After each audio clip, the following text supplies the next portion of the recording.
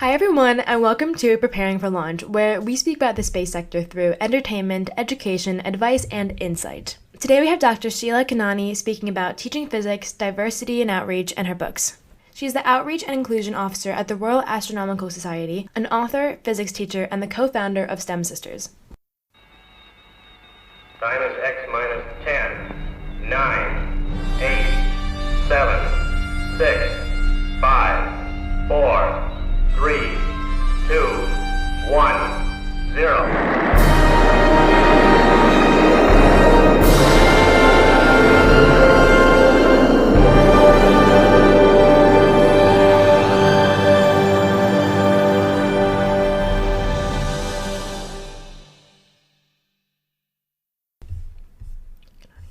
When did you first become passionate about space? I think I've always been quite sciencey. I come from quite a science background, but when I was really little, I liked the idea of being a vet and working in the medical industry of some description. And then when I was about 13, I saw the film Apollo 13, based on real life events. And I came out the cinema thinking I really would love to go into space, work in the space industry, be an astronaut kind of thing. And that really ignited my sort of lifelong passion. I went to read about astronaut careers when I was around that age. You know, the internet didn't exist back then, so I went to the library and read about astronauts, and they had some of the ones that sort of took the academic route had got PhDs in astrophysics and things like that, and that kind of made me think, right, that's the route I'm going to take. And then on that journey, I suppose, I was lucky enough to go to UK Space School, Space School UK, and then Space Camp in America, and a Russian space camp as well, and then teach at the Space School UK. And just kind of everything I've done ever since then has been space related. So I got my PhD in 2012, and then taught for a few years, and then have been working at the Royal Astronomical Society since 2014.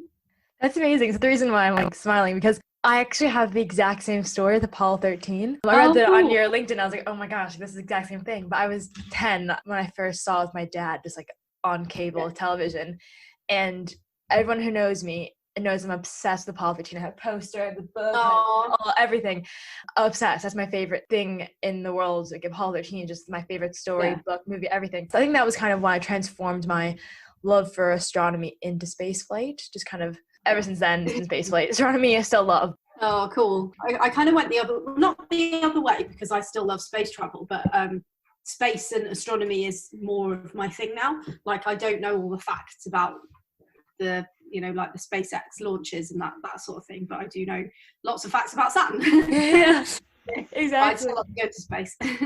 Oh, no, same. I think I go back in between. People always say, like, oh, you're an astronomy person, you're a spaceflight. I'm like, it just depends on the day. Yeah. Back and forth. Like GCs, I was very like astronomy. In sixth form, I was more spaceflight, and now I'm more spaceflight. But can you speak more about your educational background and how you led to do your PhD? Yeah, definitely. So grew up in the UK, so English schooling system, and at school I sort of chose sciences as much as possible. Did GCSEs and A levels, and the A levels were in chemistry, physics, maths, and Spanish. Then I took a year out. I found A levels quite challenging, and so I kind of needed that time before university to. I went travelling and I did some voluntary work and that kind of thing. I was mostly using my Spanish speaking skills because I went to South America, and then I did an undergraduate master's, so an MPhys at Manchester University, and that was physics with astrophysics. I thought, having talked to people, it was really important to get that core grounding in physics, in general physics, but with those astrophysics modules. And by sort of third and fourth year, we could use like resources like Jodrell Bank radio telescope as part of our and sort of science projects, end of term write-ups and reports and things. So a really cool place to do an undergraduate degree. And world leading scientists there and stuff. And I did a summer placement at Jodrell Bank just as I finished my FIS, and that was all to do with pulsars and looking at the pulsar timing data. And through that, I got a summer placement in Australia, also doing pulsar data, but looking for exoplanets around pulsars. And so I spent almost 6 months after university working in Sydney and also kind of traveling around Australia a little bit as well. And then I started my PhD at the MacLeod Space Science Laboratory, which is part of UCL, in 2007. And I started that was using Cassini spacecraft data to learn more about Saturn, its magnetosphere, its rings and its moons. And that took me best part of 4 years, I think, 4.5 years to complete. And then I'd sort of finished my education by 2012, which is a long time to be in education, but it was definitely worth it. Oh, amazing. I ask everyone who did a PhD, how do you decide to do a PhD? Because I feel like it's a big thing to undertake. So how did you decide to make the decision? Yeah, well, for me, it was very simple, but not necessarily very knowledgeable. So when I decided I wanted to work in the space industry when I was about 13, 14, and I read about the career paths of different astronauts, there were the two main routes back then into going into the space industry. One was the kind of academic route, and the other one was the military route, particularly if you wanted to be an astronaut. And I knew that the military route wasn't for me. So I read about two particular astronauts, Helen Sharman, first British astronaut, and Michael Foale, who's half British, half American. And he had a PhD in astrophysics. So when I was 13, I was like, right, he's got a PhD in astrophysics, that's what I'm going to do. And I didn't actually know what a PhD was back then. But that was kind of, my mind was set on that. I did waver a little bit before starting the PhD because I wasn't sure if I could hack it, I guess. And I looked at teaching, but when I did some teacher shadowing of I went back to my old school where I was a student, and I went back and shadowed a couple of teachers, and there was one teacher there, biology teacher, who said to me, I've got a PhD and I'm a teacher, but if I hadn't done my PhD first, I don't think I would have then ended up being a teacher. And that kind of swayed me back onto the PhD path. And then after my PhD, I did my teacher training anyway, but I'm glad I did it in that order because of various different things. And it has been useful. I mean, there's so much discussion about whether you need a PhD or not. And I think for me and where I am now, the PhD is useful because it's a kind of bridge between outreach education and the academic world. So, you know, I'm used to working with academics and professors and doctors and things, and translating the language between them and the general public. And I kind of understand the difficulties of working in academia. And the PhD kind of taught me lots of life skills, maybe less useful in terms of the science, but more useful in terms of the life skills. That's amazing. What was your favorite kind of realization that you had during your PhD? Like either scientific discovery or piece of data you found, or just something you learned? During the PhD, in hindsight, I did the wrong type of PhD. I did a very computational PhD using lots and lots of data and lots of computer programming. And if I was to go back and do another one, I would prefer to choose a lab-based experimental PhD, obviously still in space. But, you know, you live and learn, and learning programming is not a bad skill to be able to do. And it was quite stressful, but one of the amazing things that I loved about it was that I was being given these reams and reams and spreadsheets full of data, but that data was coming all the way from Saturn, and that really excited me. So on the days where I felt really like bogged down in the programming and, you know, there were bugs in it and it wasn't working, there was, you know, I'd take a step back and be like, okay, this data is annoying me and stressing me out, but it's come all the way from Saturn, from a spacecraft that human beings built on Earth, and that really excited me. And then there were other instruments on the Cassini spacecraft, for example, the imaging, you know, the cameras, and getting pictures, like we didn't analyze that data, but looking at the pictures of where our data's come from. That, you know, that's, I still look at pictures from the Cassini mission all the time, and I have some on my walls and stuff, and they they're really inspirational. I am so nerdy that I actually just love reading people's PhDs. I'll just find them on physics forums online or in university libraries, because I find it so interesting. People have spent like years and years of their life, well, not years and years, but to me 5 years seems like forever, but on this one report, and it's like that's their like half a decade's worth of work and research. And I just love reading them, because I think like, wow, like the amount of work and how much work put into this so we can learn and others can use the data and others can learn. It's just so inspiring. So whenever I'm kind of demotivated a bit in the university of my physics degree or something like that, I just go to the library and read PhD reports for an hour or two. And it just makes me, it's the weirdest thing and nobody understands it. Like, why don't you go read like Hello Magazine or something? But it's so interesting and fun, and I get into British Interplanetary Society magazines, and I'm like, oh, research, I just love it. It's like, wow, people did so much work in order for me to just like easily skim through and read this. It's the best. Yeah, definitely. Yeah. Can you talk about your work at the Royal Astronomical Society? So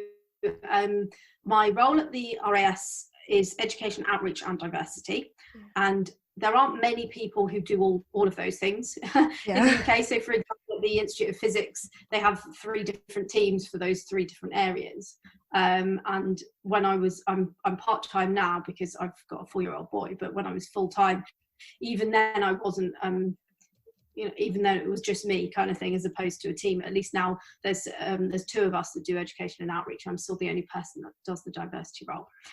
In terms of education, it's very much uniform groups and formal education. So we teach GCSE astronomy, go into schools, give talks, do assemblies, run workshops, write resources, all the things that are useful for sort of school-based education. There's not that much space in the curriculum, but there's lots of ways of putting space in the curriculum and making school more fun than it kind of has been over the last few years.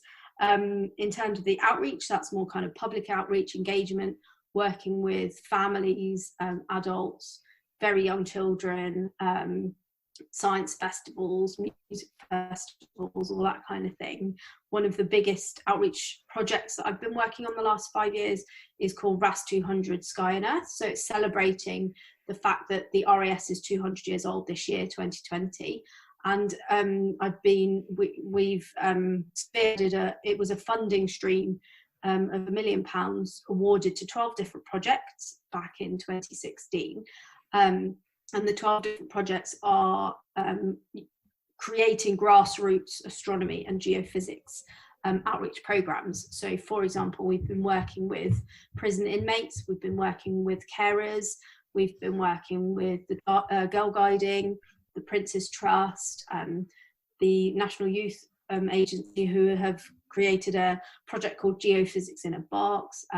So there's lots and lots of very, very different astronomy and geophysics projects being run by external partners that we've been overseeing, and this has been really exciting because I have been working with so many different audiences, going into sort of nursery schools, going to Alzheimer's societies and presenting to people who couldn't remember their own name but could remember the first, you know, moon landings in 1969, and just really, really varied. And that kind of feeds in really nicely into my diversity work as well. So in terms of diversity, we're obviously trying to make astronomy and geophysics and our environment a more diverse and equal place. We have a committee for diversity and inclusion, and we do things like run surveys on different topics and different issues, and use those surveys to formulate actions and plans to make things better. So, for example, we worked over the last few years, we worked with the Institute of Physics and the Royal Society of Chemistry to do an LGBT+ workplace survey to see what the world was like for LGBT+ astronomers, geophysicists, physicists and chemists, and then had 1,500 responses to the survey, and then wrote a report with some really concrete actions for individuals, for employers, for learned societies to be able to carry out based on that data. And then we just closed a harassment and bullying survey. So that's going to be really interesting to go through that data.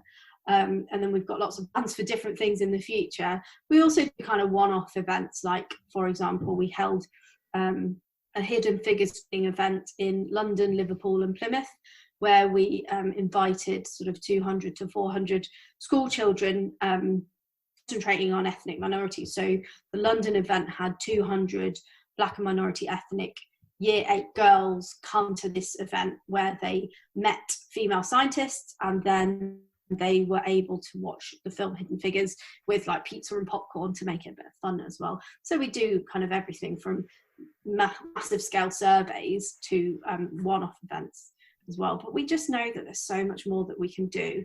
It's just frustrating that there's just one of me, and our organisation is really, really small. People think that that there's a huge staff at the RAS, but there's only about 25 of us, so it's not very big at all. That's such inspiring, like, fantastic work you're doing though. It's amazing. I'm just like smiling. That's amazing. But can you talk more about why diversity education is so important within the STEM sector? Yeah, definitely. So just if you look around you in terms of in the space sector, it's generally, just at first glance, obviously not knowing any background of anybody, but just at first glance, it's pretty linear in terms of the people that have historically done science. Even the last 200 years, 200 years ago, one of my favorite examples is Caroline Herschel. So William Herschel, famous astronomer, discovered Uranus amongst other things, first president of the Royal Astronomical Society. And then he has a very famous sister, Caroline, who was the first female astronomer to be paid to do astronomy. She found 8 comets. She was the first woman to win the RAS gold medal, which was not awarded to another woman until 1996, and she won it in 1828. But these women who were pioneering even back then, a lot of them were ignored or had to present their data underneath their husband's names, or depending on what their situation was. And even Caroline Herschel, who was so revolutionary, was not allowed to be a member of the Royal Astronomical Society because she was a woman. And I know things have changed a lot since then, but the space sector is still not very diverse. And the more diverse a workplace you have, the more different experiences you have, the better knowledge. I've kind of likened it before to if you were doing a pub quiz and there were lots and lots of different rounds, lots of different topics. But in your pub quiz, in your team, you only had like 6 of the same type of people. And then you had all these different rounds, but all the people in your team only knew one topic. You wouldn't do very well. But if you had lots of different people, lots of different experiences, lots of different lives, then you're able to answer lots of questions in your pub quiz and get a really high mark. So that's why diversity is important. It's about feeling comfortable as well, being able to talk to people that you work with about your background and your life and your shared experiences and your different experiences. And space is inspirational. Space can excite anyone into doing science. And as a young person, maybe if you look to the space sector and you just see professors who are all old white men, and you're a young Black woman, you might not feel inclined, or you might not think that sector is for you. And we don't want to lose all these people, all these wonderful people, from joining our incredible environment because of a lack of diversity. So that's a small reason why diversity is so important. And I think it's important to also stress the fact that the overlap between outreach, education, and diversity inclusion is so important at such a young age. So speaking of teaching, how do you think teaching led you to your work with RAS? Yeah, so when I finished my PhD, I didn't know whether to stay in academia or leave. And I liked the idea of both things. But what I really enjoyed during the PhD was less about doing the data analysis and doing the science, and more about talking about it. So I really enjoyed presenting at conferences, and I really enjoyed talking to schools and all of that kind of stuff. So someone said to me, if you're interested in outreach, then teaching is the best form of outreach, because you're talking to hundreds of children every day. So I went and did my teacher training, and I was a full-time teacher for a couple of years, doing science in sort of pretty ordinary state school in Preston in Lancashire. And I really enjoyed it. That interaction with the children and everything was fantastic. And I did really enjoy teaching science, but I really miss space. Like I said, there's not that much space in the curriculum. There's a couple of lessons on sort of star life and birth and the fate of the universe, but apart from that, there's not much space. And so when the job came up at the RAS, it really intrigued me, because it was bringing together sort of two of my loves, the space background, but also the teaching. And I think one of the reasons that I got the job at the RAS was because I had that teaching background, which meant I could talk to teachers, I could break stuff down into lesson plans, I could link things to the curriculum, and it was kind of bridging that gap between academia and teaching. And going into schools and training teachers now, I always mention that I come from a teaching background, because then they trust me more as well. And I think it means that I can talk to any age group with a lot more confidence, because I can kind of pitch it at the right level without being patronising as well, which I think is really important. What other skills did you have as a teacher that you brought to RAS? Multitasking, stress level management.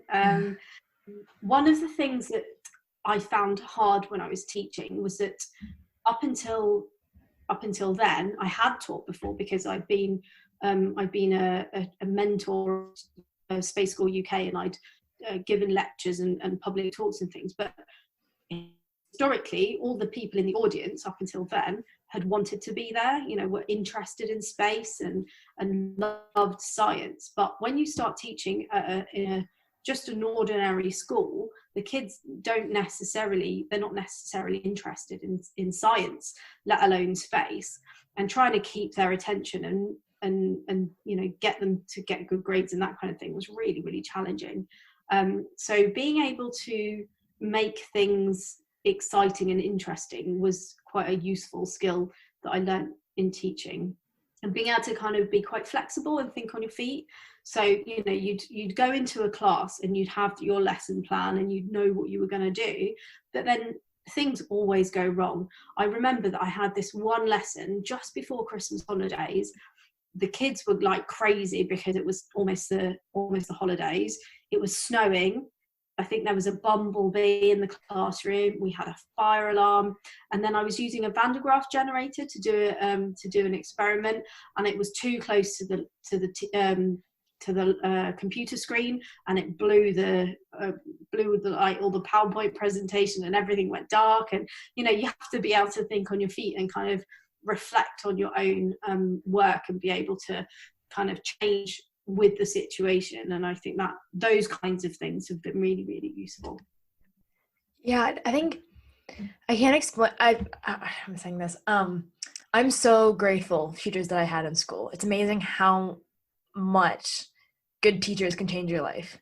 Yeah, I would not be doing physics, but I would doubt it wasn't my physics teachers in sixth form, at all.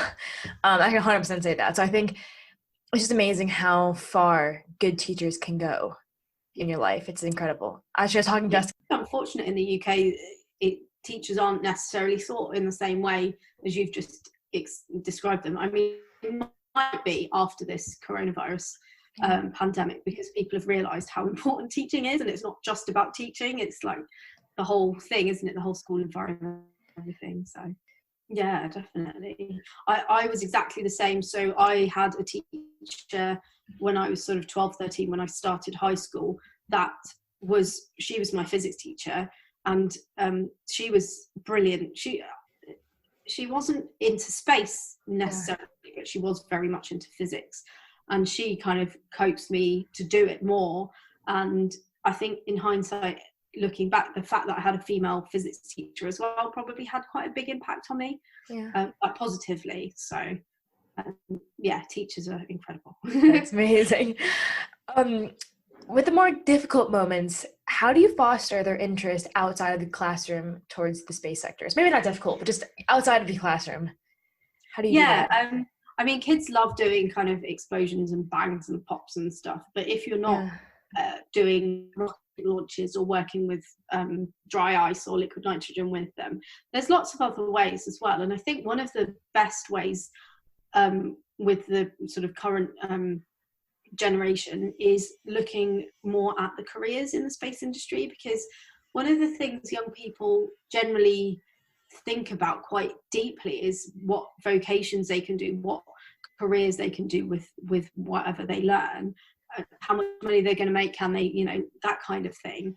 And so if you highlight the crazy amount of careers that are available in the space industry, and the fact that you don't have to do science even to work in the space industry, you know, you could be a space artist or a space lawyer, or, you know, there's so many incredible unusual jobs in the space industry. That's one of the avenues that I kind of try and use to inspire them and excite them into it. Because I remember when I was interested in space and physics, and lots of people would say to me, well, what job are you going to do with a degree in physics? And actually the answer is you could do anything. But when I was little, it was quite hard to kind of force that opinion on people. Whereas, you know, if you want to be a doctor or a dentist or something, then it's a lot easier to tell people why you should do it, because there's an obvious job at the end of it. So concentrating on careers and the unusual careers in the space industry is something that I like to do.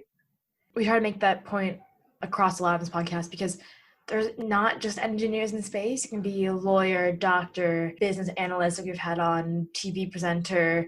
As well, that's a bit rare, but just there's so many things you can do in space. It's not just engineering. And I think I'll have to double check the statistics. Yeah, definitely. What is the most rewarding aspect of being a teacher, or best moment?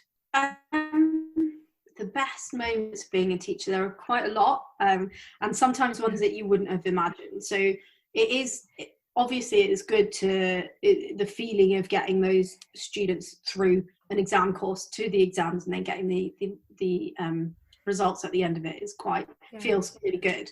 And I remember one of my first cohort of children who did a physics GCSE, you know, getting their grades afterwards, and then since working at the RAS doing GCSE astronomy and watching them learn and get their grades at the end is really, really powerful. And, you know, you think you could have affected someone's life forever, hopefully, which is amazing. But then when you're full-time in a school environment, there's a lot of other things as well. So it's the pastoral care, it's the relationships that you have with the kids.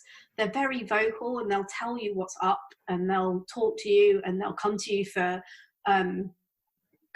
advice, or a kind of like a shoulder to cry on. And, you know, that's really meaningful. Like, it's one of those jobs. I don't think there are many jobs like that, where you're not just teaching. It's not like it's a business. You know, there are real people behind it. And so when I started at the RAS, I knew that I wanted to continue teaching in some capacity, because of those relationships that you build up with these young people. And that's why I started doing the GCSE astronomy there, because I couldn't do the full-time teaching because of all the other stuff. But doing the GCSE astronomy has been really, really great as well. So the last group that I've had, which obviously had been cut short because of the pandemic, had 16 kids from sort of year 10 and 11. So they were sort of 14 to 16 year olds. And I purposefully didn't say that you could only do this course if you're good at maths or good at science. I wanted people to join if they were interested. And, you know, it's been really nice, because we'll come and we'll chat about what's going on in space, and we'll talk about what they did on half term or how their Christmas was. Or one of the youngest students I had was 8 when he did, I think he just turned 9 when he did his exam. And he passed. He didn't get a good pass, but he passed the exam. You know, and there's not many other jobs that you can do stuff like that and like get that kind of reward. So it is a really cool job to do. I've done a lot of peer tutoring in the past, and it's so rewarding kind of seeing them like progress as they go along, and they kind of struggle at first, and then like week by week, they just get better and more confident. And by the end, they're getting A's and A stars, and it's just really rewarding. Yeah, definitely. I think I was more nervous for the people that I tutored results days than my own, to be Yes. honest. Like that's It's that responsibility, isn't it? Yeah. Exactly. I think that. But Yeah. so speaking of that, what are the most challenging aspects of being a teacher? Not to be negative, sorry, but No, not at just all. so we're all aware. And we appreciate teachers more after this. It's it is all encompassing. It's one, like I said, it's not a business. It's not really a job. It's kind of like a lifestyle. So you do, even though the school hours are kind of 8:30 till 3 or 8:30 till 3:30 or whatever, you don't, you're in there before that. You don't go home at 3:30. And yes, you do have those longer holidays, but especially while you're establishing yourself as a teacher, you don't sit around for 6 weeks doing nothing. So I think it's a positive and a negative that it's so all consuming. It takes over your life. So people that are like with, partnered with teachers or married to teachers or whatever, have sort of come to accept that they will be marking at 10 o'clock at night, or they might have to bob in during half term and that kind of thing. So it is quite hardcore. It's not like a 9 to 5 Monday to Friday job, but that kind of again makes it so special, because if you didn't do all that extra stuff, then your kids wouldn't trust in you, and it's a position of trust, so you kind of need to know your stuff to be able to teach it. If you don't know what you're teaching, then it's very hard to teach. And I suppose the other difficult thing is the kind of behind the scenes, like the actual teaching is fantastic, but it's the having to stick to curriculums and being the pressure of making sure you teach the stuff for the exam, rather than being able to kind of go off on a tangent and talk about something completely different, which is still related, but really excite them and get them interested in different things, because you're so stuck to, and there's not that much time in the school year, and you want them to be able to do their exams successfully. So a lot of the time, like I said, there's not that much space in the curriculum, and even if I wanted to put more in, there wouldn't necessarily be time because of trying to get it all in before the exam. Do you have any advice for new or aspiring teachers?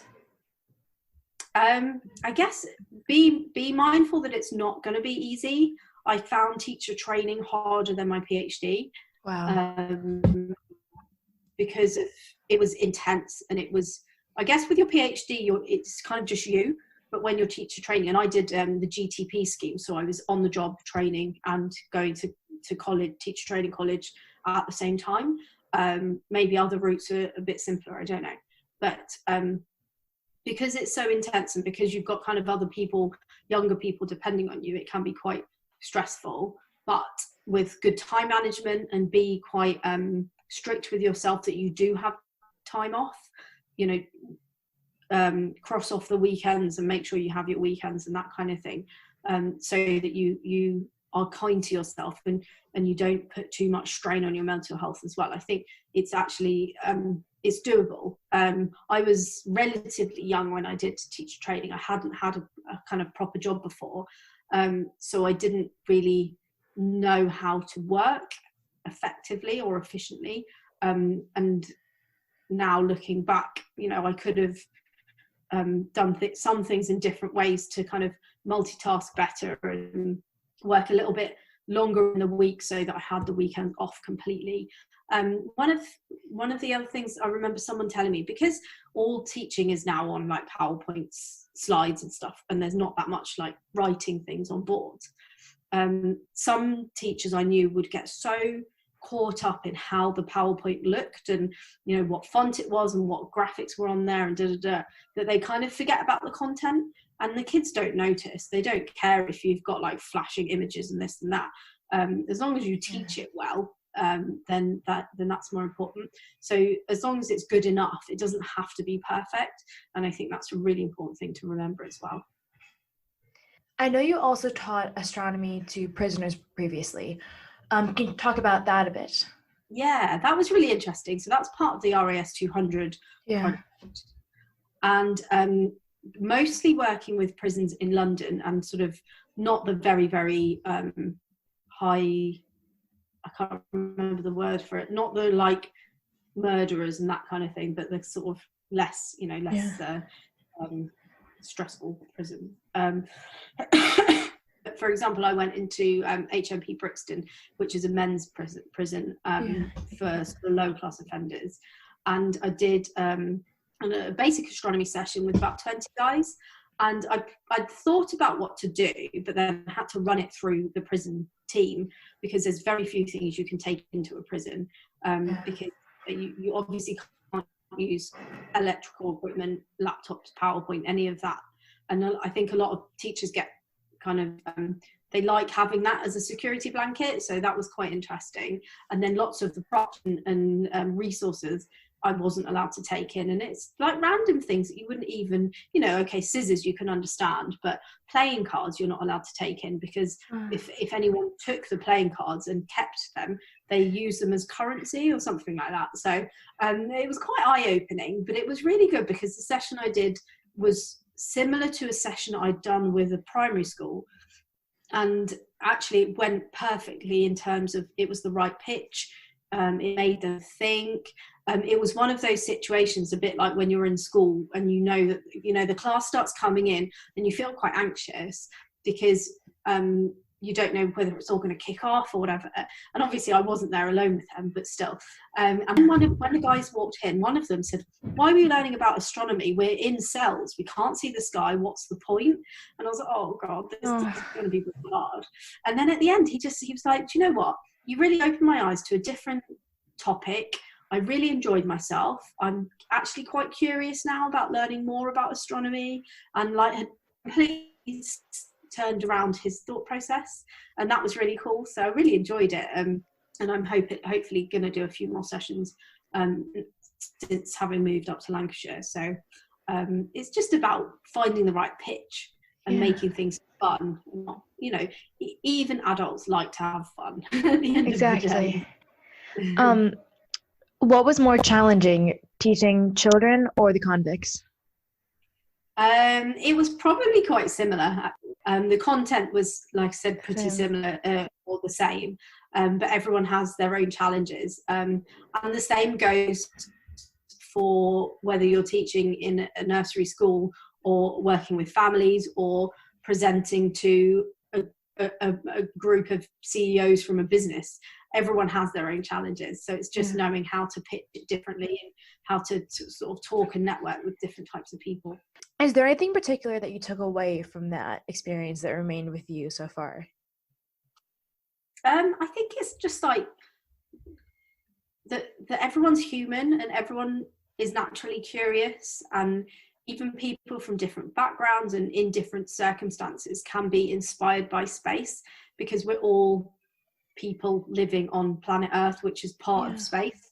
And no matter how old you are or where you're from, we can still look up and look at the sky and look at the moon and think about where we've come from, and that kind of thing is what I love about space, really. That's amazing. I think, we are curious teachers. I remember my grandma told me this once. She's a teacher, so she's very into that. She says that education is the one thing that nobody can take away from you. You always have that. And if you just read an article about something or watch a documentary about something, that's one of the one things in the world that no one can kind of take away. That's yours in your brain. And obviously you might forget little details as you go along, but once you learn something and you kind of think about something, it just is really rewarding. And that's why I think during lockdown, it was really important for myself and all my friends to kind of keep doing uni work or keep doing other work or just learning new things. Even if you didn't have university work, just maybe read a nonfiction book, because it just makes you feel accomplished and that you're doing something. Yeah. Can you tell us some of your favorite moments during your outreach experience? Oh, like particular things people have said or done or achievements or just anything. Oh, I've had so many. I think because of working with the RAS, I've had so many incredible opportunities and experiences that have gone from tiny little things to really massive things. So lots of different media appearances and the opportunities to be on like the news and on TV and stuff. I also have become a children's non-fiction author. since working at the RAS. So I've got like 5 books out on non-fiction children's topics, 2 of which are space. And I wouldn't have ever had that if it's, you know, it's hard to say, but I think that because of working at the RAS and doing all the different things that I do, that's how I got into being an author as well. And, you know, sort of didn't really dream about that. And one of the books has really taken off and was like nominated for a Blue Peter Book Award, and that was like really special. So that was really cool. But then just all the small things as well. During lockdown, we've been doing a lot of online lessons, and one of the age groups has been for nursery school, so under 5.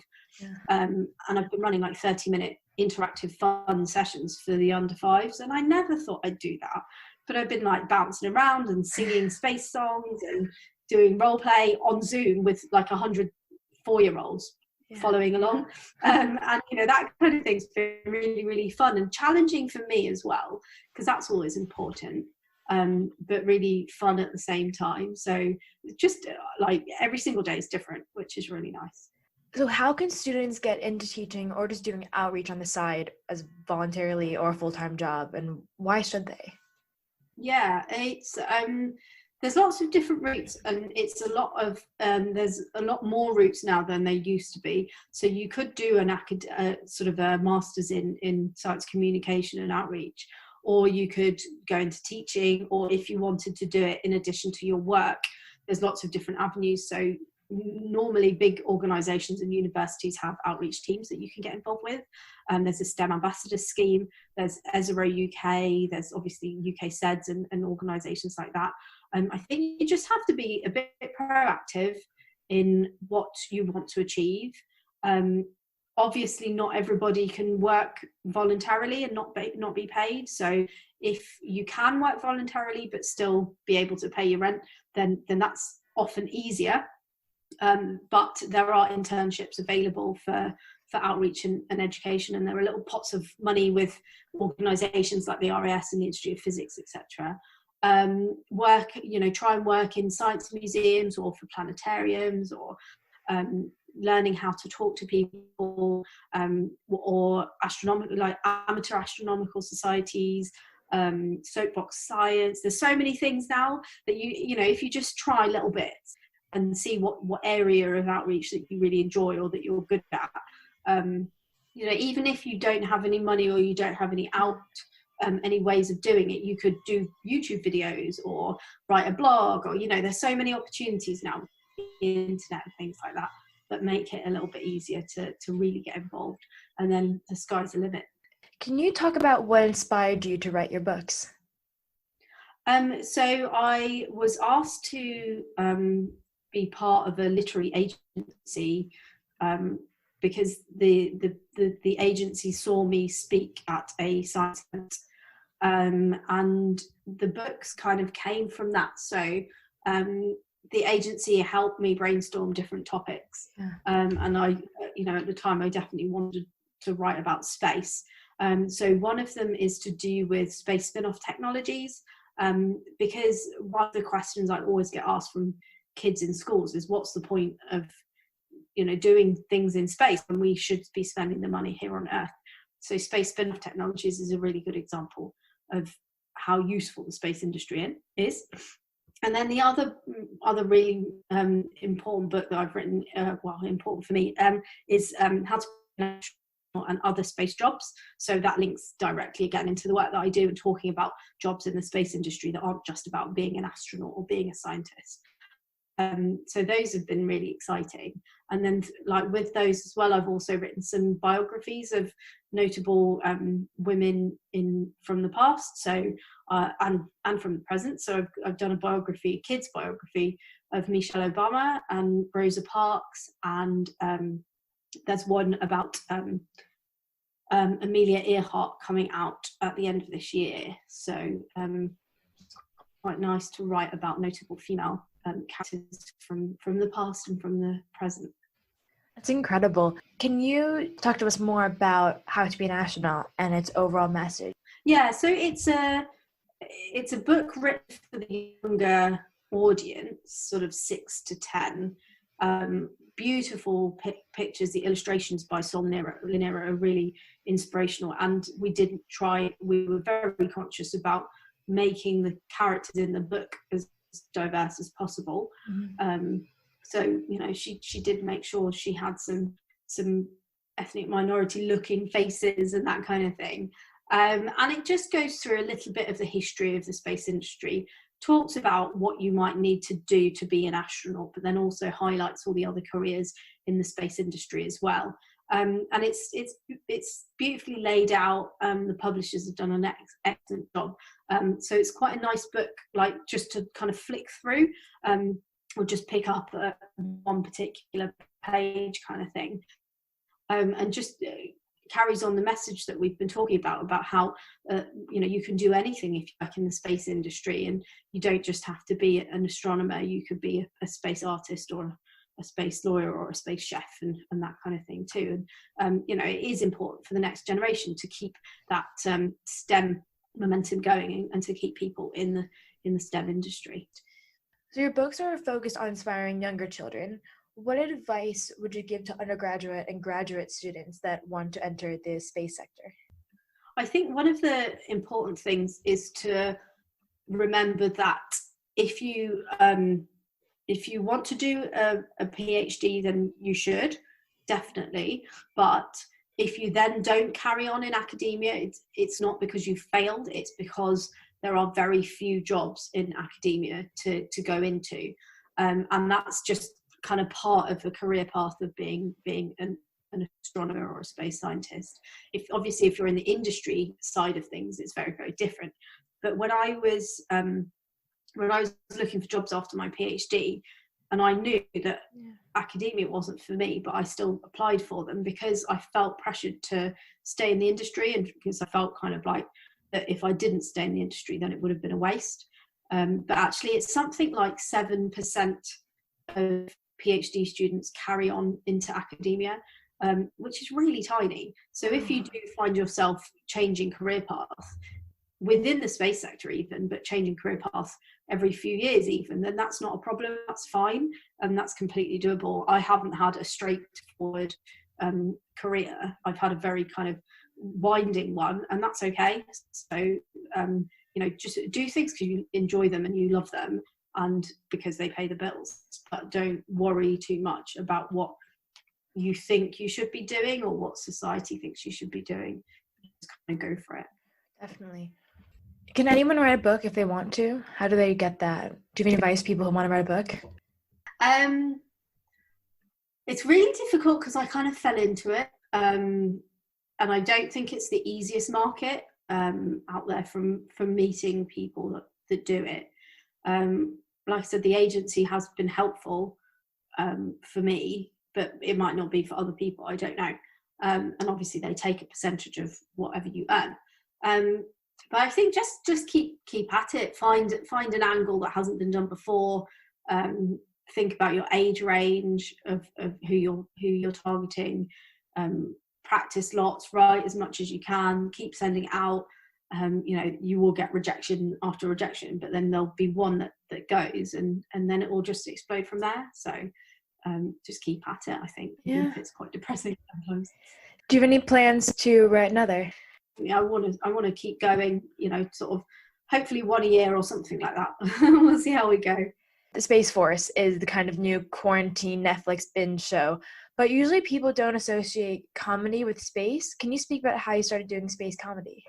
Yeah, while I was doing my PhD, because it was part of UCL, the public engagement team at UCL came up with this idea of Bright Club, which was bringing together comedians and scientists in a kind of pub environment or an informal environment, where the comedians would link together lots and lots of different, very accessible science talks. So 8 minutes of science talk with a little bit of comedy interspersed into it. So my first one was one of those kinds of talks, and then those Bright Clubs evolved into the scientists who were presenting having to be funny as well. So we got a little bit of training and picked up a few tips on the way. And then just the more you do of those kinds of gigs, the more you get, kind of thing. Yeah.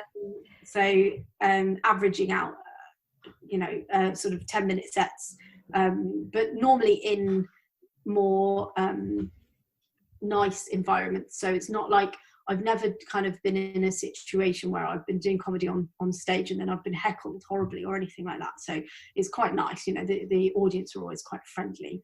But it's super fun. It makes you think about your science in a different way. It makes people realise that like astronomers aren't stuffy old people that can't take a joke, and so and there's quite a buzz. It's very different to teaching or standing up in front of a classroom. When you're on a stage in a theatre and you've got a 10-minute comedy set, the buzz from that is quite different to anything else. So super fun. I love that. That's amazing. Because you're right. Everyone thinks of scientists and kind of physics and space is super serious, but it's so much fun. Like we have meetings in UKSEDS and they're 3 hours long and we're crying laughing. Like we just about science jokes. Like it's just fun. What inspired you to start STEM Sisters? So my sister and I are both, we both work in the STEM industry. She's a GP and she is director of primary care for the NHS now, but back then when we were talking about it, she wasn't. And we've been really fortunate. We come from a background of scientists. We have high science capital. We had all the opportunities when we were little. Our parents would take us to the Science Museum and the History Museum and do summer camps and this and that and the other. And we've been really lucky in our education that we obviously we worked really hard too, but we had all the connections and all the people around us supporting us to get to where we are today.